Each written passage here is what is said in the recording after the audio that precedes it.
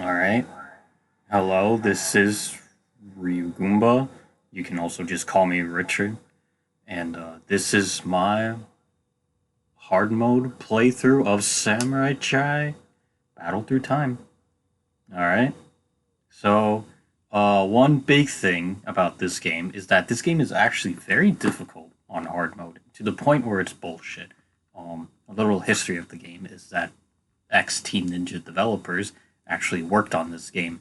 Uh, Including Tobunobu Itagaki, who is the supreme advisor of this game, surprisingly enough. Um, and, well, I have to say, I do really enjoy this game, but a lot of people don't seem to quite understand this game, which is one of the reasons why I'm making this playthrough. This is the first time I'm ever doing something like this, and hopefully you will enjoy. I don't know how I'll be able to do the scheduling because I have thesis to worry about, but I'll try and get this done as soon as I can, and hopefully you will enjoy. All right, so uh, unfortunately, I had to do multiple recordings of this because the footage wasn't great overall. And this one will be unedited, namely because I had an interesting thing happening with the boss, and I just want to show you what happened and why. All right, so this is the first enemy you'll be fighting. One thing to note, you'll be seeing me cut through this enemy, the beetle drone, multiple times. There's a reason for that. When you kill an enemy with a bladed weapon, because there are different weapon types and how they interact with enemies. Unfortunately, the footage is lagging a bit. My computer isn't the best, but I digress. As I was saying, when you do cut enemies, they will have a chance of dropping random items. In this part of the game, they're a little more set. Uh, there will be a point where you'll just see me get like 500 skill fires so that I can immediately unlock the Kakai move. One thing to note, the reason why this section is so tough is because of these spider drones right here. These guys should be either priority or in the next arena, you should shield yourself from them. These guys will drain your life bar like nothing because stun lock in this game is absolutely ridiculous. This is one of the worst things about this game. I really think so, and especially on hard mode with how limited you are, it's really rough. I hate those little bastards. Um, and you'll see right here, I just cut up the enemy, and I already have like 500 fire skills, so we'll unlock the skill of the Kakai fire. Kakai attack, excuse me. There is a particular sequence that you want to do for this game when it comes to unlocking skills, and we'll get to that a little later. One important thing that you should also do is destroy every interactable environment object in the game. Try and do that because they will hold random items, whether it's coins, skill fire, uh, health at times. That's the only Dama, which is what is called in this game. It won't have the attack Dama, which is what I have right here, which does more damage. One thing to note about the Damas is that if you get, say, a red one and a blue one, they won't stack. The other one will be overridden. The timer for how long it is will be reset. The reason why I was standing still there for a bit was because of my firewall. It's really stupid. All right, so there's a new enemy type. That is the flying beetle drone. I believe that's what it's called. I have to check on the wiki. Actually, they do have like specific names. It's one of the tick drones for sure. Um, it is part of the sub type. My computer freezing again, sadly. It is one of the sub enemy types for some of the in-game achievements. Not so much like the regular achievements, but this game also has other achievements where you kill like X amount of enemies or find collectibles and such. It's not too important right now, though. As you can see, I'm trying to hit this enemy, and it looks like I'm having a really hard time, and I kind of was, but trust me, you can fight those guys a lot easier. Um, the game can be a little weird. The game isn't the most polished thing in the world, but it's not terrible considering the fact that we're in a pandemic right now. I think they did a really great job with this game. Uh, as I said before, I really do like this game. So the next fight, you're going to have to be really careful because there's at least 5 to 6 spider drones, and you don't want to trigger this fight when you're fighting those guys. You'll trigger it if you go past this red card right here. And there's about 5 drones. And if you do, these enemies will spawn, and you'll have to fight like 7 drones, 7 spider drones, along with the flying tick drone and the 2 blue beetles. It's problematic to say the least. It's not a fun time. One thing to note is that their lasers do not go through walls, so you can use it to protect yourself, as you saw earlier in the example right there, and before when I was fighting the first wave of that gauntlet. And the hard part is still not over, because not the next fight, but the next fight afterward is going to be a skirmish of many regular beetle drones and spider drones. Luckily, because of the way the game is scripted, there's going to be a fairly easy way to deal with them. One thing to note about the flying tick drones, the big ones particularly, is that they have 2 attacks. They'll shoot at you, and they will ram you. There's a smaller variant that they are stationary and all they do is shoot you. There's no particular tell for when they'll shoot, which is kind of silly. But you can block all their shots. Just the pushback is ridiculous, which is one of the reasons why hard mode, especially at the beginning, is so ridiculously hard. The game is definitely more designed around the skill tree system rather than the actual design of combat in a way, at least when it comes to early on. One thing to note is that right here, I don't have Kikai Fire, but as soon as you get it, which you can get by attacking, switch to the fists and do the Kikai attack. It's an AoE effect, and it'll destroy every enemy at this point, even though it's only at level 1. Right, and that is the Emperor's Corrupted Common. That is the collectible that you can get throughout the game. And if you collect all 50 of them, you get the secret ending. I'm just going to spoil it here. It's just a 20-second animation of Jack with Ashi. And that's really it. I will try and get all of them in this playthrough as well. Here's Rothschild. There are enemies, and there are friends that you can interact with the world, Rothschild being one of them. Generally, they're going to give you an item. Depending on who you're talking to, they'll give you different things. Rothschild is generally going to give you health for the most part. You'll talk to the Scotsman, who will generally give you weapons. And you got the Daughters of the Scotsman, who generally give you a mix between health items and weapons. Alright, so the skill I just unlocked is Good Luck. That is the reason why I was saving my Kikai. My skill fire. And the next one I unlocked is the parry. The other one you're going to unlock is called Rushing Guard. You could unlock either or. I personally like the parry because you're going to get more reward out of it. Because if you do a successful parry, you'll get items dropped, and it's kind of random, like right there. I got Kikai Fire 200, which adds to my Kikai attack that I can use later. Now, there are 2 new enemy types. We have the Robot Gators, and we have Hunter, the Bounty Hunter. They're all just generic robots. These fights can go on for quite a long time because they take a lot of hits, especially at this level, since you're so weak. See right there, I just did a parry and I got 100 gold.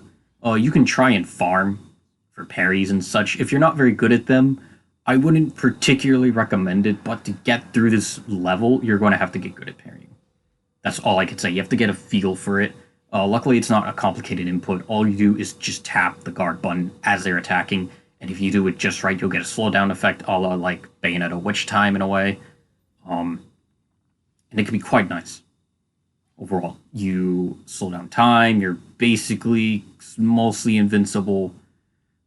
The enemies are slowed down. One problem with the game, and this is definitely by design, or else the game I think would be a little too easy, is that if enemies are dodging, they'll have invincibility frames throughout the whole slowdown, which is a little annoying, but by proxy, it was designed that way just so, because there's a lot of moves that are multi-hitting, particularly with the sword and the spear, which is a weapon we'll get later. They'll just do a lot of hits, do a lot of damage, and it could just kind of melt enemies and bosses away. So for a balance reason, they decided that they should have invul frames. Luckily, in this game, the game tells you when you have invul frames for both you and the enemies, so which is a really nice touch. You see right there, I got a blue Dama. Blue Dama increases your defense, red increases your attack. Like I said before, you cannot stack them. The combo I'm doing right here is Y forward Y. It results in that spinning attack, and that spinning attack has armor, so you cannot get stunned out of it. Right there, I was just checking my skill fire to see if I had enough to buy something else, and I did not, which is a shame. I'm cutting up this enemy again because he'll drop more random items. That enemy is scripted to drop machine gun bullets. You're not going to get guns at this point in the game. You'll get it in the next level, a little more than halfway through. So you don't need to worry about it right now. All right. And here we go. We get a new weapon, the Kaiken, the projectile that we will be using for this small scripted event. Just basically tutorial. Lock onto the enemy and just throw 2 Kaikens at him and he'll die. Get the health pickup. And this skirmish right here, it's kind of a Dynasty Warrior-esque thing right here. If you got Rushing Guard, you could just basically hit forward guard and then the light attack, which he'll do like a side kick and he'll instantly kill enemies. If you do the heavy one, he'll do a heavy sword swipe and again instantly kill enemies. I don't have it. All I have is the parry. So this is a little trickier. One thing to note about the yellow hunters in particular, and there's another variant, as you saw right there, they have multiple weapons. They don't just have assault rifles. They have pistols, sometimes they'll take out, very rare, and sometimes they'll have rockets, depending on the range, which can be very annoying. Alright, so now I unlocked Rushing Guard, which is an incredibly good move. It gives you far more mobility options than you had before, and it allows you to still parry, and it widens the parry window, which is really, really good in this case. And as you can see, that dude was kind of glitching out. He was sliding without actually moving his feet. It's kind of funny. All right, so you saw right there, that was one of the attacks from the Running Guard, that little roundhouse right there. All right. The Y forward Y attack isn't foolproof. It can break guard, but it's not 100% successful. There will be a move with the sword that will basically have 100% guard break succession, which we will be getting at, I believe. It's either... No, it's a skill tree, excuse me. It's not at level 2. It's part of the skill tree, and it's a very good move. Unfortunately, my computer during the recording was freezing a little bit. Right here is a health spring right there. Don't worry about using it because there will be more that you will be able to get. Luckily enough, I got a white Dama. Try not to use it during this part if you can help it, because there is another wave of enemies. There's going to be 3 alligators and 3 rocket dudes. The priority for sure is the rocket dudes. The rocket dudes are incredibly dangerous, and you'll see just in a moment where I'll get stun locked by a rocket dude. And he could have just kept firing, but luckily he didn't. Right here. There was nothing I could have done right there. He could have just kept spamming the rockets, which luckily he didn't. And did you see that shit? He fired a rocket when he was in midair. Like, that's crazy. This game is a little wild at times. Man.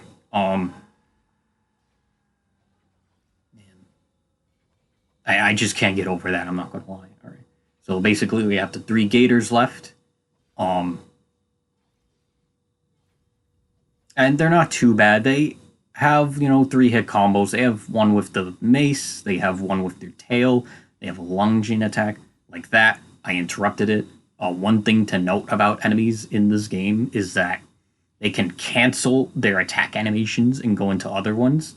You will be able to too, technically, but it won't be until later in the game where you have enough skill points to unlock it.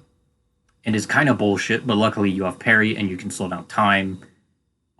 And generally, even if your guard is broken, you won't be taking chip damage. There is one exception to that, though, but we'll get there much later on.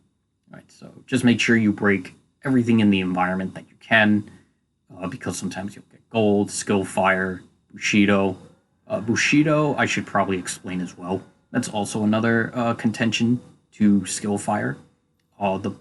There's multiple ways to get it, from either beating enemies, breaking objects, or if you get other weapons, have them break, and you'll get the most out of it. Now, it seems like a really bad idea to break your weapons, but trust me, you're going to want to do this because you're going to be getting a lot of weapons throughout the game, and also the fact that there's something that you can buy that allows you to basically have infinite durability for your weapons. Right? I'm still just breaking the barrels here because I want to get as much money as I can before I go to the samurai, which is basically our shopkeep. That chest right there should hold a 3,500 gold. The other one held 1,500, so you'll have 5,000 overall.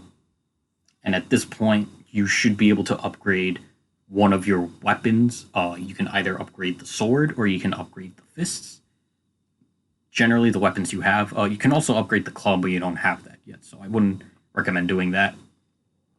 Right here, I'm just selling the bullets because I don't have a gun. You don't need to worry about it. And one thing to note is that for the general sake of this playthrough, I will not be using items because I want to be able to prove that you can get through this game on hard mode without using items. And at that point, you can say I have 3,000 money. I could either buy a haggis or hot water. I would personally say buy the haggis, just in case if you're struggling that much. And as you can see, I upgraded the sword. It's really a preference whether you want to upgrade the fists or the sword. I personally like the sword because the timing of the parry is a little more lenient. Because one thing that's a little strange about this game, but also a balancing thing that they did, is that weapons have different parry timings in this game. Alright, so here's the boss right here. This is Scotsman. The thing about this boss is he's all about weighing the risk-reward, patience, and not overextending yourself. He can punch you very hard if you overextend yourself. He has armor on a lot of attacks. He can block attacks and counterattack with a parry of his own. And as you can see, I'm just kind of waiting around, baiting him into an attack, getting my parry, and then hitting him with whatever attacks I can. And for the general sake of this video, I'm not going to edit out my deaths. Generally, I would be editing out my deaths, but not for this one, because something interesting happened. And this has happened before, and we'll get to it once we do. Alright, that explosion right there, whenever you see a red flash, that means it's unblockable. In order to deal with that, I personally just dodge right into him because you have enough invul frames on the dodge. If he does that lunging stinger attack, he's either going to do one of two things afterward. Either he's going to fire his gun on his leg, which is for some reason unblockable in this game, and that thing can melt your health away. Or he'll do another strike, which the strike is blockable in this mode. As you can see right here, we're in the second phase of the fight. And generally, he's going to do a little bit more damage. He's going to be faster. As you can see right there, I overextended myself. And my health bar got melted away. That's one of the reasons why I really don't particularly enjoy the Scotsman that much. That's the main thing I hate about this boss in particular on this mode, that the gunfire, for some reason, is unblockable. And I don't know why they did it like that. I really don't. Other than that, he is quite a fun boss. He really does test your knowledge and skill, for the most part. That punch right there is unblockable. Generally, you just want to dodge to the left. That's the best way. If you dodge to the right, you have more of a chance of him hitting you because he can slightly track you. If you dodge to the left, he will have less of a chance to hit you and track where your position is. Be careful of the grenade, if I didn't mention that before, because it does a lot of damage. But you can easily interrupt him with it, because it has a long startup time and you can easily react. So I'm just waiting here, waiting for parries. I did it a little too much, which is one of the reasons why I kept getting hit by that stinger move that he has. You'll see that as a theme in this particular fight. And he'll be downed right here. I don't go for the Y forward Y attack. That move will do very little damage. Every time he wakes up going into the second phase, he will do that move. You'll get some free hits in. And whenever they are going into their second phase, they'll be invincible. So be careful about that.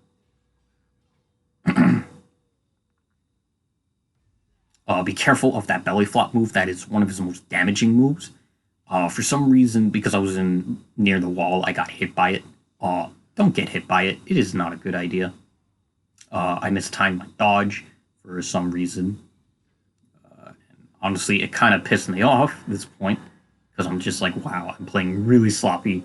I'm not handling my spacing very well, and overall, it's a sloppy fight. All right, so this is the third phase overall. And this is where he gets really fast and does a lot of damage. And as you can see, I died right here. And I'll just reiterate, for future videos, I will not have my deaths in the video. I will be editing them out just for the sake of time. And I'm also doing this because I just want to show you that this game is hard. And even with someone who has as much experience as they do in this game, I have a little over 120 hours in this game, and I know quite a bit about it. But even starting a new file and going through the game, you can still die.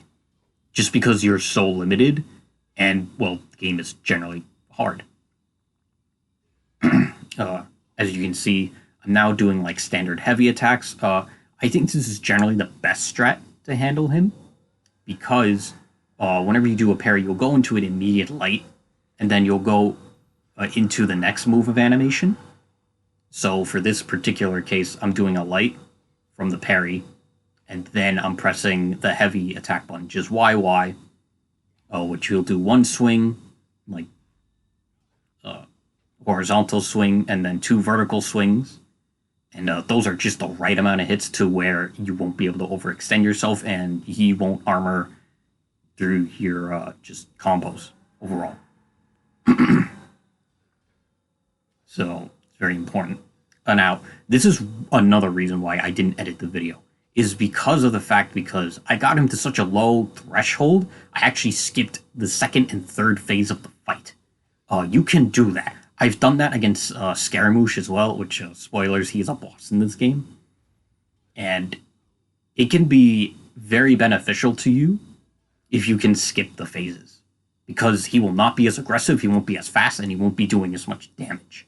So if you can, with a little bit of luck and knowing where that threshold is, you can skip the phases, and this fight will be a lot easier.